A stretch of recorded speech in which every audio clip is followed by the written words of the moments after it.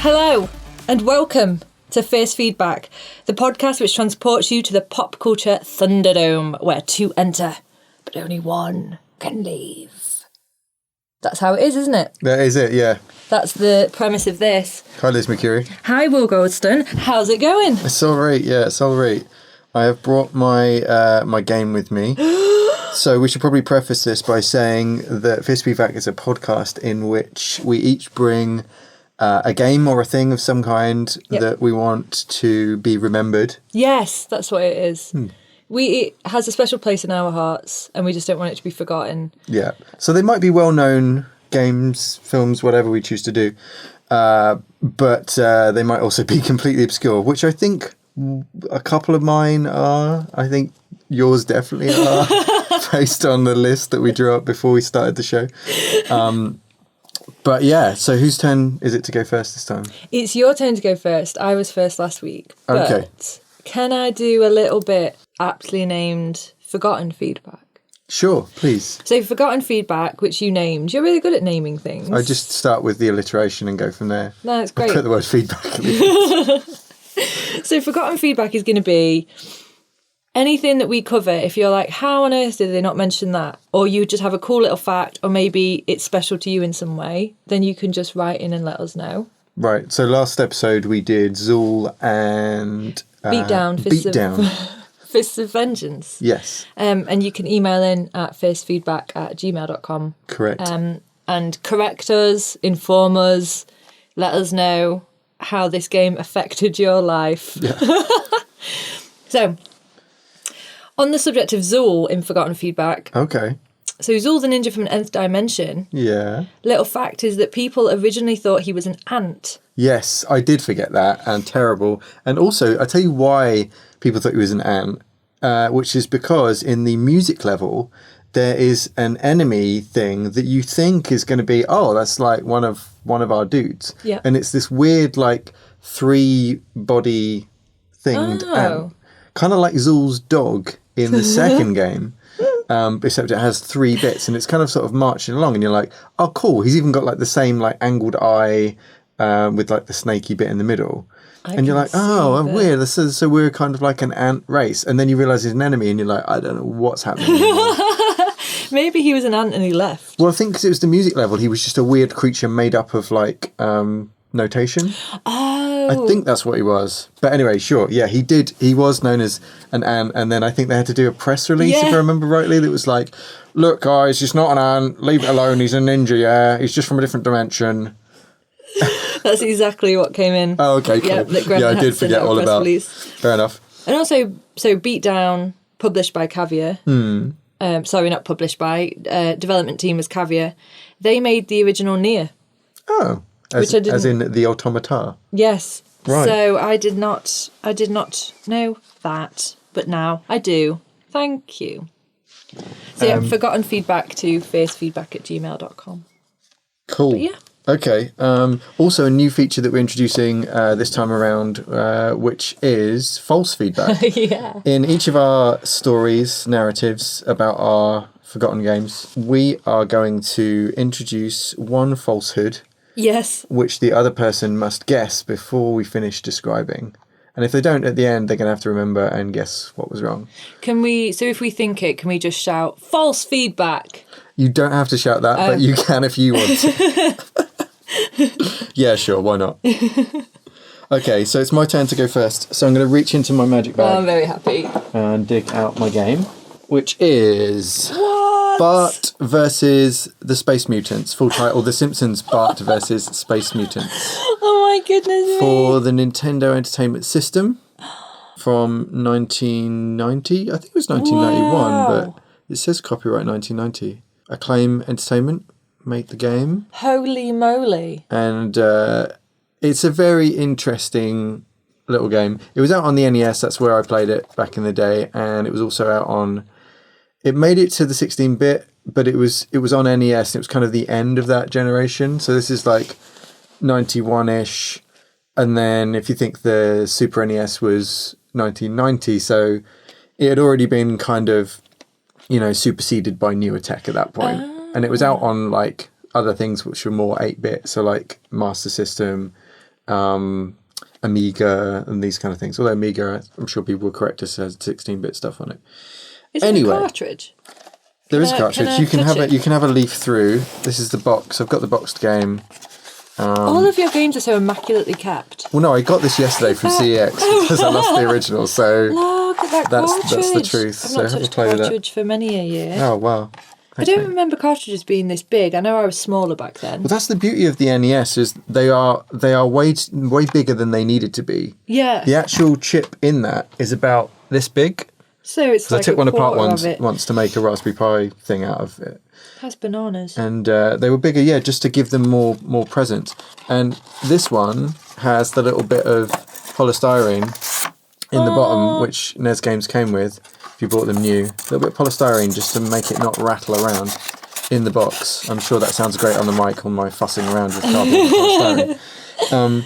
But yeah, for those of you who haven't seen it, the front looks very, I would say very Klasky Supo, that kind of like, Rugrats and sort of Doug, sort of early 90s montage of lots of things going on, which made it kind of very appealing. It kind of looks like when you get like a Wes Wally or Waldo for our American friends, or like a board game box where there's just loads of things happening in a scene. Yeah. And then Bart's just kind of flying across the front there.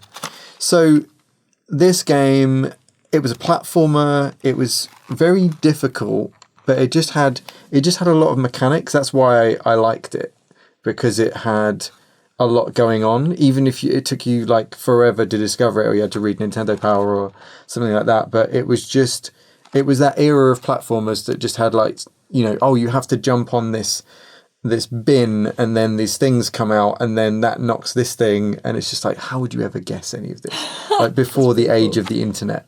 But yeah, so it was a game. I think there were like, I made some notes on this, like 5 levels if I remember rightly. Yeah, 5 levels. So there was the streets, shopping mall, fun fair. Yeah, not the beatdown mean streets. There was a museum that seemed to go into the jungle and then back to a museum in traditional like old platformer, like what the fuck is going on? Maybe that's what museums were like in the 90s. They might have been. Yeah, just everyone had a jungle out back. And then the power plant, the traditional Simpsons power plant, was at the back. At the back, as in at the end. But yeah, it was the reason that I kind of liked it was that it was, so in the Simpsons, I don't know how much you remember the Simpsons, they had the Martians and they would appear at random points in episodes and make a weird comment and then disappear. And you'd be like, my knowledge Martians. of the Simpsons is I didn't watch that much of it, but I just remember them. And then I realised in revisiting this game for the show that the Martians in this, or Space Mutants, that's probably why it's not the same thing, but the aliens in the Simpsons clearly came after this. Because so they're totally inspired. different to this, and they would turn up and just make a weird comment about how weird humans were, and they'd be right, especially in the Simpsons. But yeah, so this was all about Space Mutants, and basically when I looked at it again, I've forgotten like a really important mechanic, which is made clear by these X-ray specs that Bart has got in his head. I wondered what they were. So he has X-ray ability, and basically it's ripping off 1987's They Live, John Carpenter film that I told you a lot about. That you've told me to watch and I haven't yet. Yeah, you're slacking off. I know. Basically, the premise of that film is that when this guy puts on these sunglasses, he can see members of the public who are actually aliens. Oh my god, that's awesome. And he has to do something about it. It's an amazing film. Go and watch it. They've ripped this off as well, but it's really cool. So you basically have it as one of your tools you can switch on, so you can toggle two X-ray specs, and it turns the whole thing like sort of black and orange. Yeah. And then you can see the people who are walking down the street. Some of them are aliens, so you have to jump on them. So it's a nice little touch. So but without your specs on, they just look like civilians. Yeah. Okay. And some of them are. So you switch and you're like, oh no, he's okay. But then only some of them are like that. The rest of the time, there's just little normal mutants jumping around. Just knocking around. And you're like, oh, okay, I guess we don't care about them, but the humans we want to... I guess the implication is you're freeing them or something. But yeah, they've tried to... The unfortunate thing is they tried to cram... It's like, what can we do? Ideas about Simpsons. Cram everything in from like series 1... up until that point, because season 2 had just started when this came out. Yeah. So it clearly like blown up, got big, quick, make a game about it. Yeah. But as such, it doesn't really make for a particularly cohesive game. There's like a bit where you get on a skateboard and one of the bullies kind of comes past you and you have to avoid him. And there's another bit where like Maggie's kind of rolling a bowling ball and you're like, okay, thanks Maggie. And you have to sort of knock them into people. And it's just a bit like, it's just kind of all over the shop. But also as a game, I love that it's all over the shop because the actual conceit, I don't know, narratives in games, at least in NES games perhaps, weren't particularly deep at this point. And I'm sure people will come in and say, oh, well, actually, Zork was a text adventure in 1981 and it was very advanced. But I don't give a shit about that. The point was, the narrative of these mutants was they were going to take over the Earth using this big machine. Right. And into the big machine, they would place certain items for different levels. So in the first level, it was things that were coloured purple. So they were just having a laugh. Yeah, just fucking around. So in the first level, you have to go around spray painting anything you see that's purple back to red. I really like the idea of this game. It sounds like my cup of tea, to be honest. It's just a bit mental, and I think a lot of people probably thought it was shit because of that. And don't get me wrong, it kind of is, but I kind of have an affection for it at the same time. Like, the controls were terrible. Like, the platforming, you think of like, you know, in Mario Brothers where you run and jump. Yep. And it's straightforward. In this, you run with the same button that you jump with. What? So you have to like hold it down and then run and then tap it, and then you just time it wrong all the time. And yeah, it's kind of horrible. Or you can press both buttons to do a double, like a super double jump thing. And it's just, yeah, it's really, really badly designed. Which is why, before you ask, no, I never completed it. I didn't get past the, what was it, the museum level that I was going to mention, which is just horrible. It all just goes a bit pitfall and you just fall in quicksand and it's like, oh, fuck this game. Do you ever find out what all the objects are being used for? So they No, it's just like, things. Tell you what we'll do. We're going to find these, and in the second level, hats. If I was an alien and I came to Earth, I'd be like, I want one of those hats. Yeah, but they didn't want the hats. Oh. They were just like, we're going to like use hats. They don't even explain it. Hats to somehow take over the populace. So in that, you're just going through the shopping mall, collecting hats This and game knocking them off great. people. Knocking them off people. It's weird. I think that yeah, I'm down with this idea. And also, if I was an alien and I went to a planet I've not been to before, I would be all over just some would say you might collecting. be, but I'd be all over just like collecting stuff I've never seen before. They might be analysing it in their labs. true.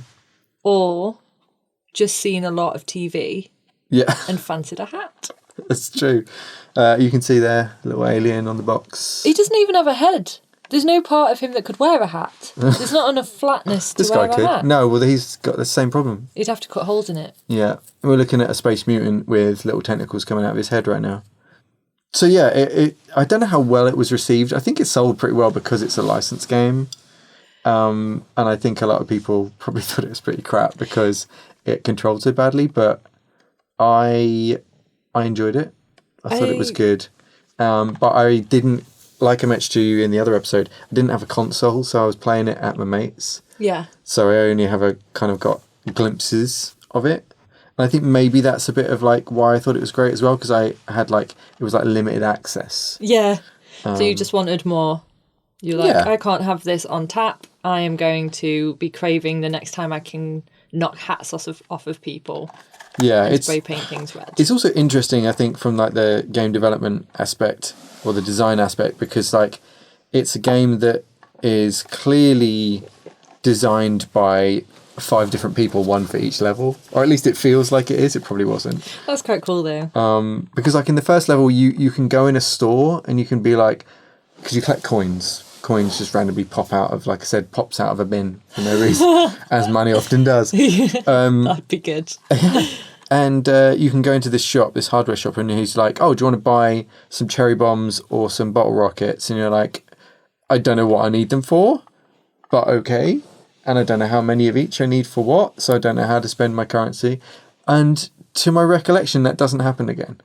It's just to solve a couple of problems, like you got to scare this bird away in the first level, and it's not like in Resident Evil 4 where you got like buying or selling. The guy opens his coat and he's got what are you buying? What are you selling? So how do you? So you said when the aliens come around, you jump on them. Did you have any weapons like the?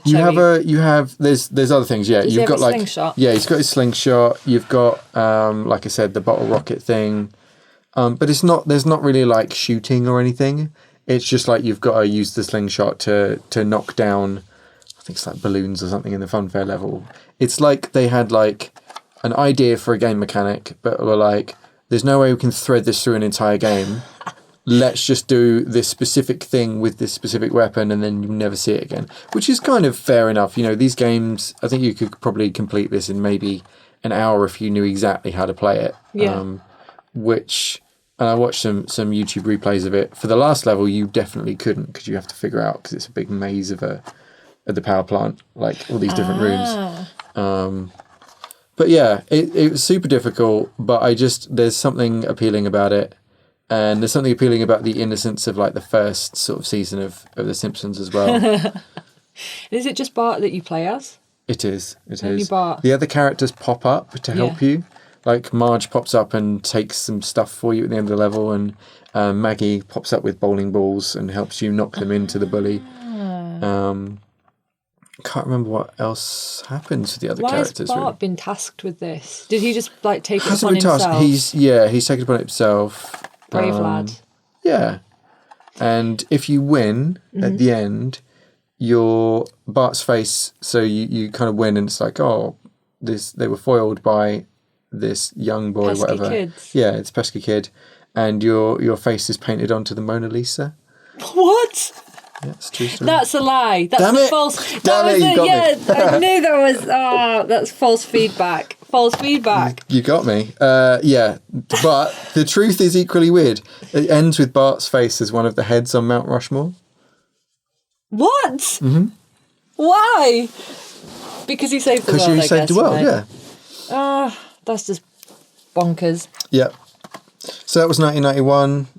For context, this is the year of The Addams Family, Terminator 2, Judgment Day. I remember that one. Beauty and the Beast, of course. The only song on the radio would have been Bryan Adams' Robin Hood, Prince of Thieves, because it was at number one for however many weeks, like 17 weeks or so. Oh, there's going to be so many corrections in all of these random facts that I'm throwing out.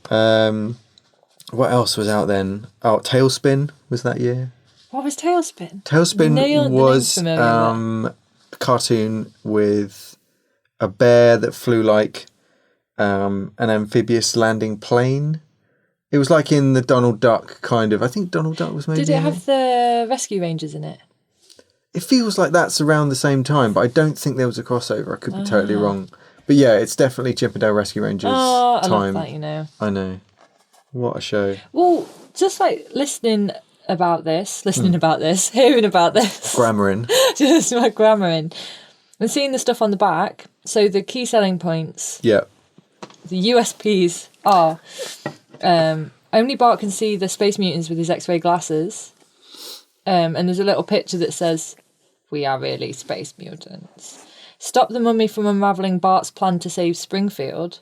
Why are there mummies involved? I don't know why, mummies get involved. Maybe the aliens are like, do you know what? We need backup. Yeah, let's Where are call there them some, the like, ancients. ancients? Oh, they got some at the museum. Great. Job done. Maybe that's why the museum's involved then. The whole Simpsons gang defends the nuclear plant from the alien attack. The thing that I take from it is that there's a lot of cool mechanics for like early 90s game. Yeah.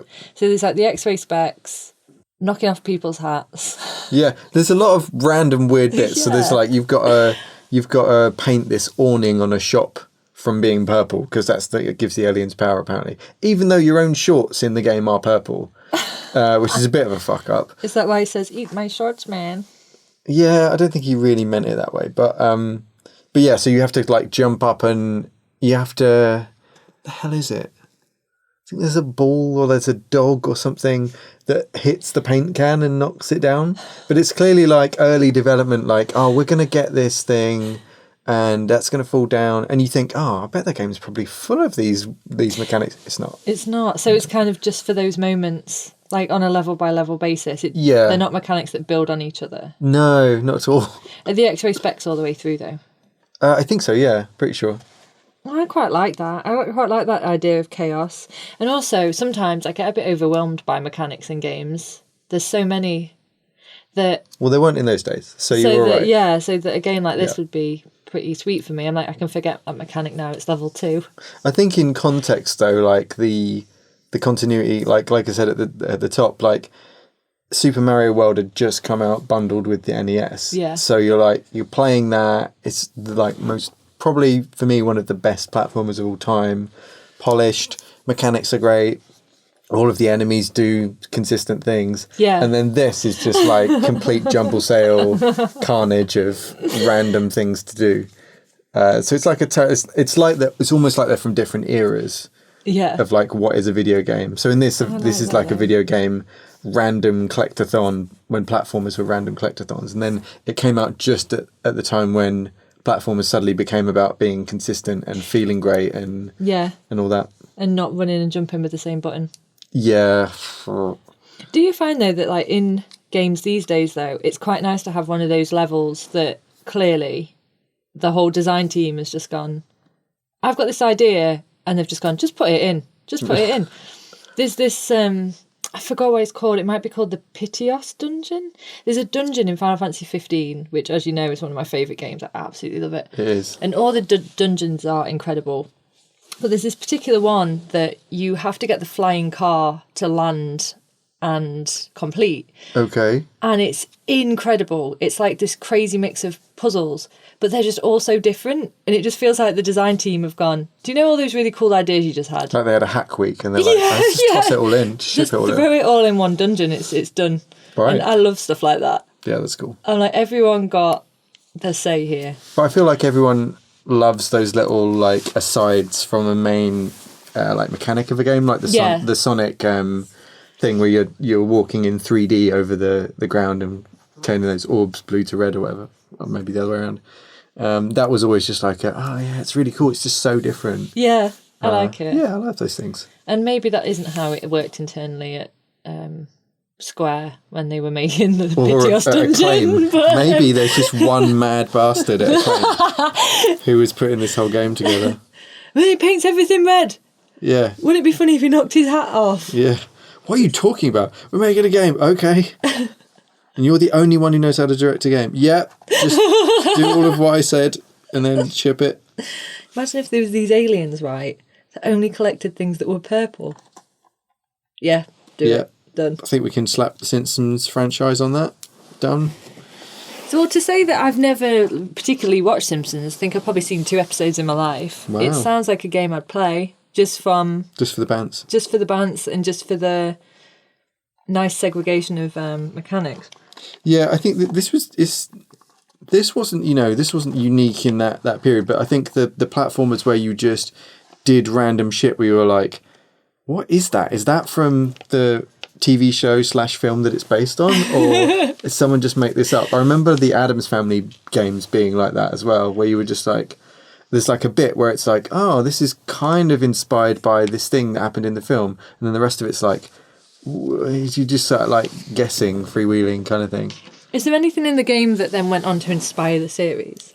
Oh, man. I would say only the Space Mutants, in that they were like, we can do... But clearly someone at The Simpsons, Matt Groening or whoever, had an investment in, let's do UFOs and let's make them, quipping kind of things.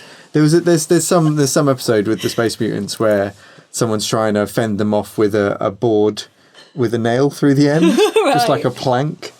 And this is a bit at some point that someone's like, they're not gonna be afraid with that. They're gonna beat us with their insane weapons.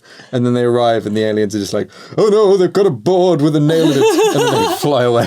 Oh, it's great. I think I'd get on with these aliens. Yeah, I think you'd be like-minded. So that is Bart Simpsons versus the Space Mutants.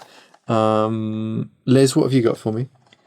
So just before, Yes. just give me a recap of why you thought it was awesome. I That's think what's it's awesome. important to me. Okay, it's Just a awesome quick- because it's just an artifact of that type of platformer at that time, and it seems Yeah. like one of the best examples of just a load of weird mechanics slapped together.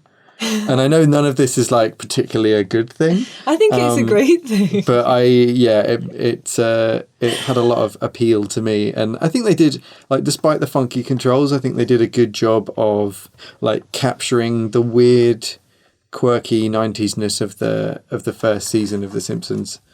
I don't think it's a terrible game. It's consistent in a few ways, but yeah, I love it, and I love the fact that there was very little reining in the director or whoever was saying, we're going to add this, we're going to add this, we're going to... I mean, it's in the days when there probably weren't game directors. There was just like a small group of people just saying, yeah, right, how do we code that? Done. Yeah, don't rein them in. Yeah. That's my take on this.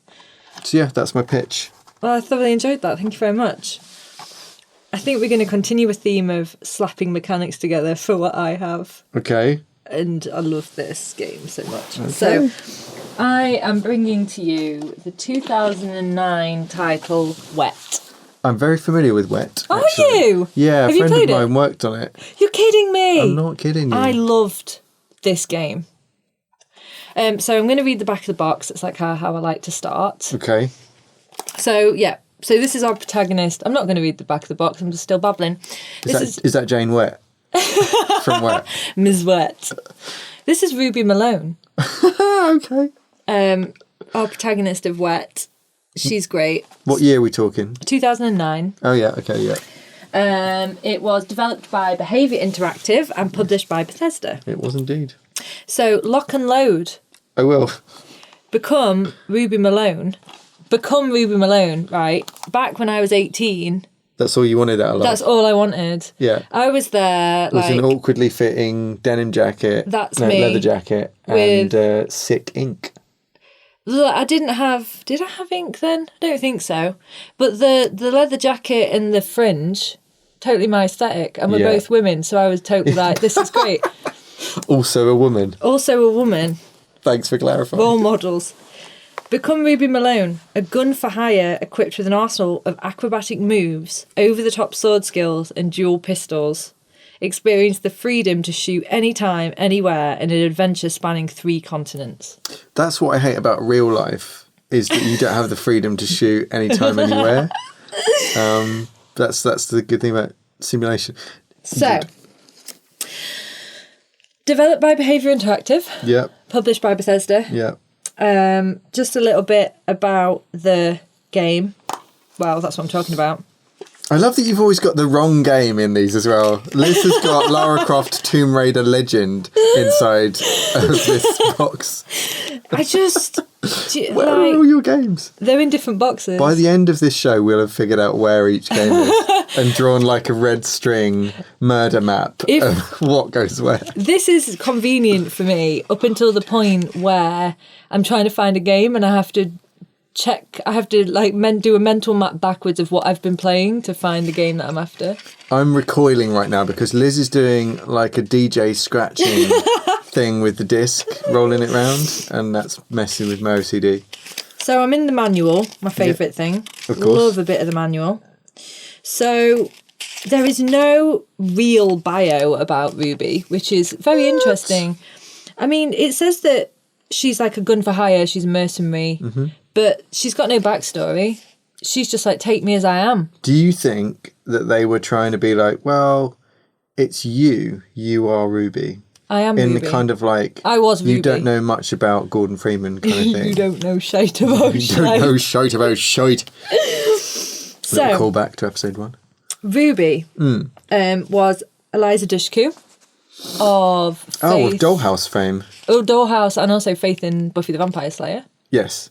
Now, she described Ruby Malone as a working class Lara Croft. Okay. In an interview, they were like, so describe your character. And she was like, a working class Lara Croft. And I really love that. So I want to put into Ruby's backstory that she like grew up on a council estate in Doncaster or something. Wait, do you think that a lot of people were put off of the Tomb Raider because they're like, I can't relate to her social upper class grouping, it's throwing me right off of shooting this tiger. I always wish that, like, shooting tigers aside, I always wish that I had a Croft Manor. Right. Mercury Manor would have been great. Yes.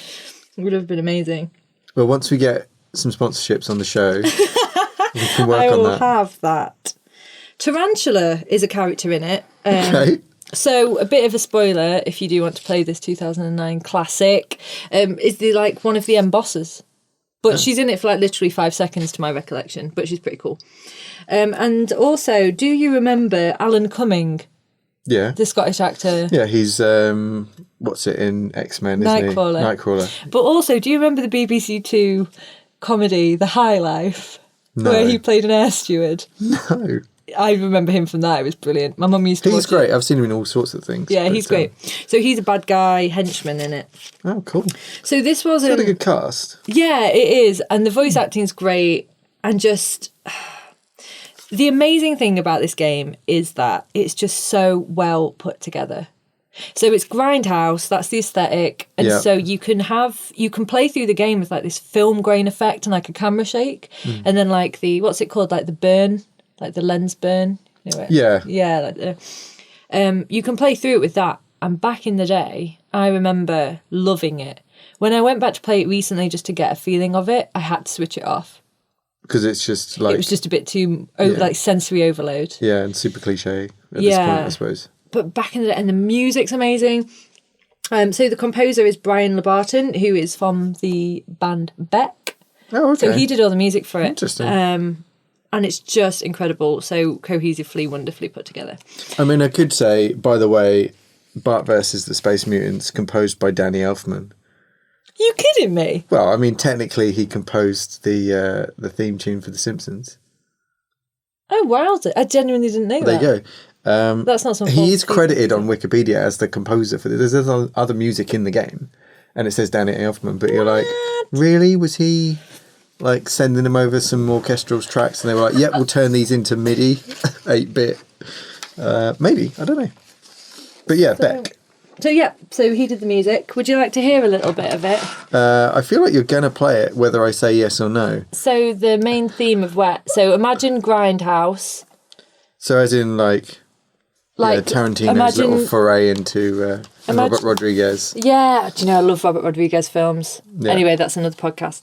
It's so good.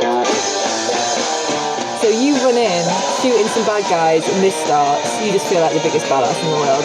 Absolutely, I'm on board. So good. Anyway. So yeah, so it's good. very much that sort of It's like brilliant. I love it. fast-paced southern rockabilly vibe. Just amazing fun. Cool. You just feel like the biggest badass. And So talk to me about the gameplay. What do you do? What's God, it the like? gameplay's Presumably we're incredible. talking third person. so it's third person action. There's just nothing. It's like There's nothing you can't shoot. Oh God, it's brilliant. It's like they just got a load of people in a room and went, if you were a mercenary, what would you like to do? It's almost like, it's just brilliant. So you start the game. So you start the game with like some base mechanics that I remember back in some of the reviews. They said, you start with these mechanics and you can't do anything. I remember having the best time. So you can skid in on your knees. Nice. Like a kid at a wedding. Yes. But like killing mafia instead. Very unlike a kid at a wedding.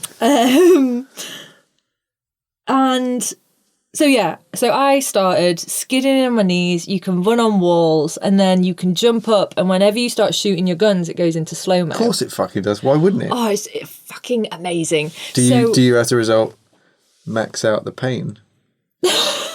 See what you did there. Yeah. But I'm still holding the box so dearly. Yeah, because I'm just I want to have a little look, but you're like... I'm sorry, I just think it's... Right, so let me good. have a look at this. So you start off with like dual pistols, and one of the pistols auto locks, and the other one you can target on someone else, so you can like double shoot. And then you can run on walls, You mentioned. and you can skid on your knees. You mentioned. And then close combat, you have a samurai sword. There we go. That's So you. it's just like bananas, because you can just be like skidding on my knees, running up the walls, slicing and dicing with this badass music. She's doing all these quips. Like she's just she doesn't give a shit. She's just like, is this your first time to a gunfight? Oh, good shots. I'm still here. And you're just like, yes, Ruby. It's just the best. Like, I had so much fun. She's just zinging them whilst skidding around and shooting around. Skidding around on my knees is one of the most, like, I feel more games should have the mechanic of just skidding in on your knees. Yeah. And shooting the place up. There she is. Oh, she's brilliant. Love her. But then as you kind of go through and you can upgrade, you can get things that just make it a little bit more seamless and badass. So you can get something that after you've skidded in on your knees, you can do an upper rise with the sword. Oh. So it's just all seamless. Combos. Yeah. Sick combos. And then like you can string them together and get more style points. This is around... Backflip off people and shoot them and... This is like a similar time to like when they did the first Arkham Asylum games. I'm not sure. I'll take your word for it, but maybe Arkham Asylum was before this. But yeah, it seemed like that time when they were like, it was about chaining together a bunch of hits in a third-person game. And this did it so well. Yeah, this seems a bit more freeform than back. The thing I didn't like about Arkham Asylum games was that it all felt like it was just timing, and you weren't like doing the things, but you were just pressing buttons in the right order. This was very combat. organic because you could chain. You found what worked for you. Like I said, skidding on my knees and doing the rising cut with the samurai sword was like my killer thing. Yeah. So you kind of got your own arsenal. You kind of got your own style and... Textbook Mercury murder. Yeah, and it made you feel like a badass. Cool. So like, I guess this is the thing. So I went back to play it recently just to get a feel for it again. And obviously it was 2009. And I think, as games have carried on. They have, yeah. They've kept making them. They kept making them. There's almost more like a uniform control system now. And older games just are a little bit more clunky and maybe not quite so refined. But at the time, I just took to this game like a duck to water. That's one of the problems, isn't it, with going back to games, is that since the games industry, like a lot of games that come out, adhere to similar control schemes, and that's a good thing. Yes. But going back to older stuff, you're like, what is going on? Like what, RT doesn't shoot, or like A is shoot, and you're like, this doesn't make any sense. I think cameras are the big one for me. I feel like the camera systems these days are so much more unified than back in the day. Yeah, true. But and then the other thing is that you can go into like rage mode. Okay.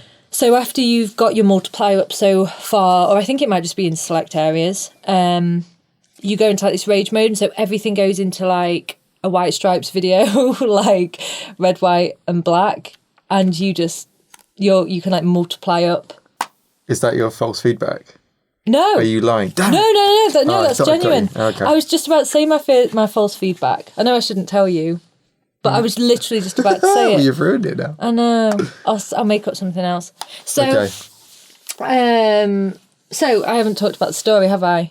No. Which is also great. But you also said that she doesn't have a background. But what are you trying to achieve during the game? Presumably you're just getting to the end of a gauntlet of some kind of crime syndicate. Well, yes, but the storyline is brilliant. Hold on a minute, if I may. Yep. Why is it called Wet? Because... Is it like wet work, as in mercenary work? Yeah, okay. Sorry. Yeah, your hands are literally wet with blood, the wet work. Yeah, it says that right at the beginning. Right. Which I like. You put it in, it's like, this game is called Wet because of the phrase wet work. Yeah. Your hands will be red with blood. Continue, are you over 18? Yeah. I always like a good explanation of the title. Like I did for Beatdown last time. I like a good title, and it tells you right at the beginning, before any of the action starts, why it's called Wet. Wet brackets with blood. Your hands will be wet with blood. There's also a really great... in fact, there's a couple of... like you just hopping from the tops of cars and shooting shit up, which is also good. That bit's definitely true because I can see it on the back of the box. It's just non-stop action and it's brilliant. So why is she doing this? That was your question. Yeah. So she is a mercenary, and people just come to her and go, here's lots of money, and she goes, thanks, and goes and shoots some people up. So the story starts with a bunch of bad guys all having a chat, and she's watching them from the glass roof. Of course. Ready to repel, presumably. Yep. So to repel once she gets there as well. so she jumps down. I immediately start skidding on my knees. Yeah.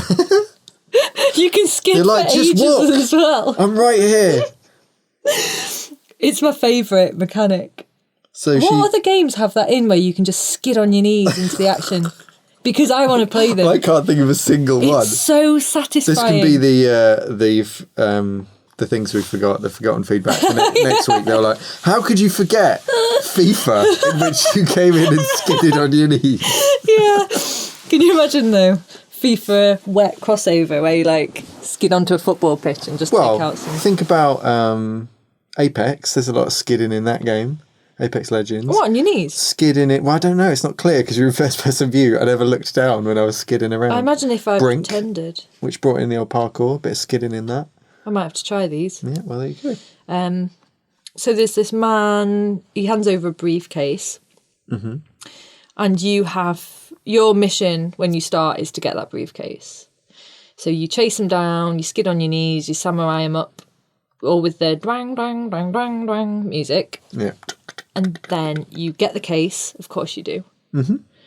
I think she blows the guy up. How so? So I think like...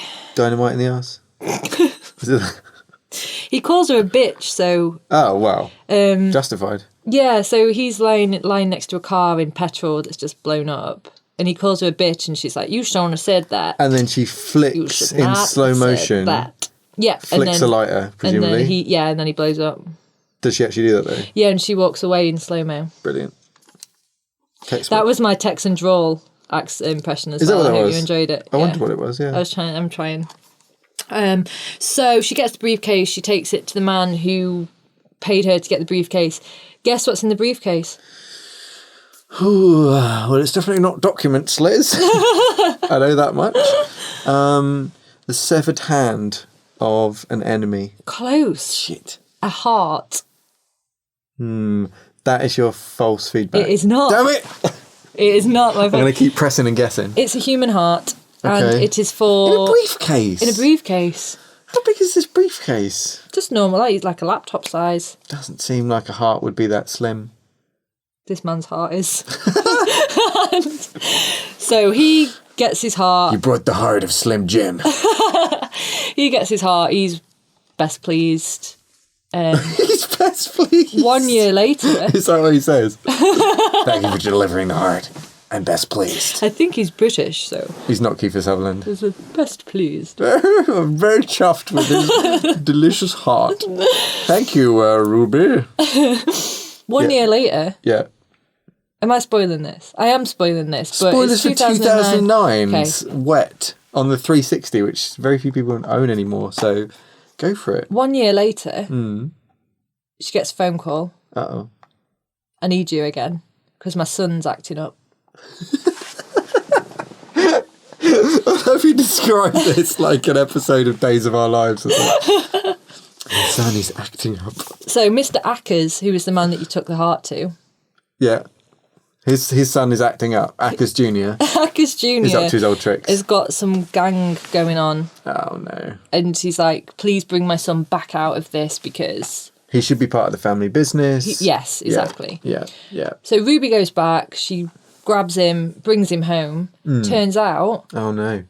the man is a false Ackers, beheads the son and stabs Ruby. Oh, shit. This is major spoilers. She's like, what is happening? Yeah. I should have checked Facebook or LinkedIn for their relationship. Exactly. Yeah. So then she is like, doesn't want to get on the bad side of this guy whose son's just got murdered. So she's like, I'm going to go and avenge It's not him. his son, though. No, the guy who's... Oh, but it's someone's son. So the man... I'm not explaining this very well. This is why I don't write scripts for EastEnders. So the man whose heart you gave back... Yeah. He's like, go and get my son. Yeah. So you bring his son back. And he kills him, and it wasn't his son. No, it was like a double. It's like a fake Mr. Ackers. So it wasn't the man whose heart she gave back, it was just an imposter. So he was like, bring back my son. It's not really my son. Killed him because he's trying to get rid of the Acker's empire. Right. So he can be the biggest, like, drug ring. Right. So that was Acker's son, but it wasn't Acker's. Yes. Got it. Fucking hell, Liz. Okay. So now you're going to try and avenge the real Ackers. And Acker's is dead because that's his heart. Ackers Jr.'s dead. Acker, whose heart you brought him, he's all right. What, he got a different heart, did he? The one in the case, yeah. But it's not in his body, is it? How is he alive? They put it in his body. Right. What was he doing in the interim, Liz? Oh, he had a mechanical heart. Oh, okay. Well, that's fine. It will crank. It's fine. Okay. So that's the story. And it's great. It's full of twists and turns. Confirmed. It is like a Robert Rodriguez film. It's just absolutely brilliant. So what have I got in my notes that I haven't said? I don't know. You've said a lot. Yeah, so... it's brilliant. Oh, yeah, one of the sad things about it is that in 2010, Go on. in an article in Eurogamer and other places, they announced a sequel. Oh. We know that didn't happen. Wetter? Are you serious? No. Oh. That's your false feedback? Yes. No, it wasn't. For that is one. That was just my... That was just a quip. Yeah, that was just a quip. Okay, Bants, continue. However, the following year in 2011, Eurogamer published another article that said it had been cancelled. So this is Eurogamer's fault? No. Really? This is just Eurogamer was my resource background. Because I knew that there was going to be... Research background, sorry. Because I knew that they had said there's going to be a sequel. Because actually, the end boss lady, that tarantula, you kill her. But then Ackers says... He's throughout then. I know you didn't mean to do it, but you killed my son, so we're not friends. And then the tarantula lady twitches. So it's like she's got two enemies, really. Oh. So there's a potential sequel, but it's never happened. Oh, that's sad. I know. And maybe it carried on in... Was there like a comic book or some kind of tie-in? I don't know. I wish there was, though. Because I really liked Ruby. I really liked the world. Just the combat was incredible. On my list of reasons I liked it, I've said them all. But I'm going to go through them anyway. Yeah. Run me through your checklist. Why I like it. Bullet point list. Yeah. Fast-paced gameplay that at the time was seamless. If you did your upgrades right, you could have a right laugh. Right. Skidding on your knees. Skidding on my knees. It was just brilliant. Film grain, grindhouse, Tarantino style. There was a camera shake in black brackets. There was a camera shake. Very stylish. That's just one bullet point. Makes you feel like a pro early on, and the upgrades just make for fun and ridiculous gameplay. Jump off and shoot, slice upwards from knee skid. That was my notes. Brackets Eurogamer. Soundtrack, Brian Labarton. Brackets back. Brackets back. So yeah, that is Wet. Absolutely love it. I feel it's very underrated. Well, Liz, I failed to guess your falsehood. I was about to say, so when I was like, oh, it says it goes into a White Stripes video. Yeah. And I was like, if you get her devil trigger up super far, yeah, she turns into a dragon. Right. But so you didn't work in a different one either? No, I tried to. That's fine. But then I didn't. Yeah. Everything was true. Except for nearly a dragon. Nearly a dragon. And there was a heart in the briefcase. That was not a false feedback. Damn it. What does it say about the key selling points? Yeah. Over-the-top acrobatics, Yes. fantastic aerial sword attacks, and high body count. Yes. Combined for the ultimate interactive action experience. Yes. That's point 1 of 3. Second is seamlessly blend 3 types of gameplay with a 360-degree slip aiming gun target system, sword fighting, and acrobatic ability. Yes. And 3 of 3, experience the style of a unique retro film visual treatment with stylized characters and an original 70s-inspired soundtrack. Yes. All those 3 things are true. And are done extremely well. Less of a big sell is the quote from Destructoid, which is on the back. What's it say? The stage is definitely set for a great action video game. It is. That's it. You could say that I like about the voice that literally. you It's did. like, oh, we've gotten together a bunch of great developers in a room. Oh, good. The stage then is definitely set for a great action video. Literally no information about the game whatsoever. Thanks, Destructoid. The only other things in my notes that I've not said are that through the game, old films are randomly spliced in. What, real ones? I don't know. Oh, okay. It's just like intros to films. Like So old maybe they films. made up Grindhouse films, Yeah. or maybe they were real ones that the rights have lapsed. Yeah, and I don't know, but they just randomly get spliced in, and you were like, "Well." Also, this was not Alicia Dushku's first video game. Okay. She had also reprised her role of Faith in the 2003 Buffy the Vampire Slayer Chaos Bleeds. Right. She was in Yakuza. Yakuza. Yeah. Yakuza? Oh, that's how I say it up north. Okay. All right. What are Yakuza? Running around Yakuza on love. their knees, slicing people. Saints Row 2. Right. And she was in Fight Night. Rings a bell, Fight Night. Why don't I remember Yeah, what it is? I think it was the EA Sports one where you were Is like that the boxing one? boxing. Yeah. You're right. As Megan McQueen. Okay. Yeah, so it wasn't her first rodeo. No. Yeah. So is the actual real way that you say it in real life Yakuza? That's how I've heard it said by others. Okay, that's how I should say it. It's like Forza. I always said Forza, and then I realised it was Forza. And Yeah, I was like, I think oh I said no, I've Forza. been saying it wrong for all my years. Still, they've never made fives there, have Yakuza. they? No. Disappointing. I've always wanted to say that terrible joke, and now, you I have. have. I regret it. But- So Liz, are we gonna talk to Transformer about our two games? Yes, we are. Let me get So- that website loaded up. For the unfamiliar listener, Talk to Transformer is an AI-based tool.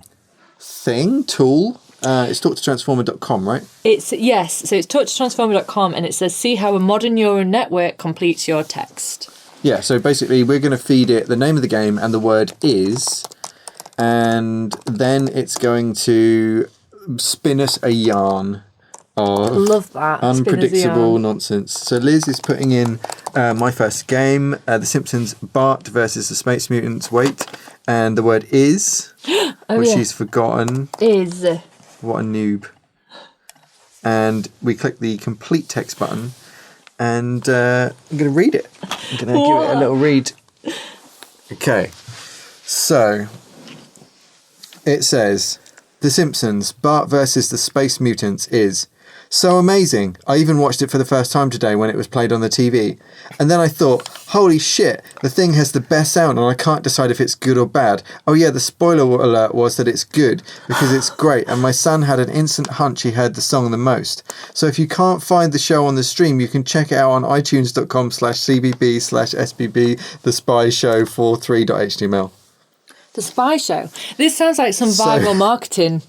So yeah, I don't know how this thing builds what it builds, but it's weird, isn't it? It sounds like viral marketing, like, hey, go to this place to see this Where did show, it but get- it's actually a game. Yeah. Do you remember like when for BioShock 2 they did that website that looked like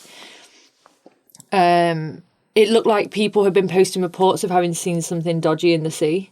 Oh, okay. And then you were like, oh shit, what's this? And you get like things like there's something in the water, and you'd be like, what? And then you go onto the website and have a look, and it was like the website. Reporting Rapture and stuff. Yeah, Right. It was really clever. That Cool. was like some nice marketing. I love a good viral market. Yeah, That's good. I wish I could remember it more clearly, but at the time I remember thinking that's dead good. Yeah. Should we do yours? Yes. Yeah. So that was underwhelming, but I have a feeling that the phrase "wet" is. Wet is. Let's have a go. Complete text. Oh God. Okay. Oh no. Okay. Oh, We're laughing dear. at all of. Oh, it's spitting out quite a lot. This is a lot. Okay. Go for it, Liz. And now a brief reading from Talk to love- Transformer. I love how the last word of the whole thing is the. Anyway, Spoilers. wet is not a real word because it's usually used to refer to wet hair or the liquid-like substance made up of two or more components. Wet hair can appear to be wet and smooth or dry and flaky. Wet hair means it's frizzy or thick. It can also be made up of separate wads of hair. Wads of hair! Gross. Sometimes wet hair can be mistaken for hair that's fallen apart on your head. Ooh. What? Can it? When does that happen? Or to dry a flat surface. I do not use my hair to dry a flat surface ever, whether it's wet or dry. Is this you now? No, this is me comment? still reading.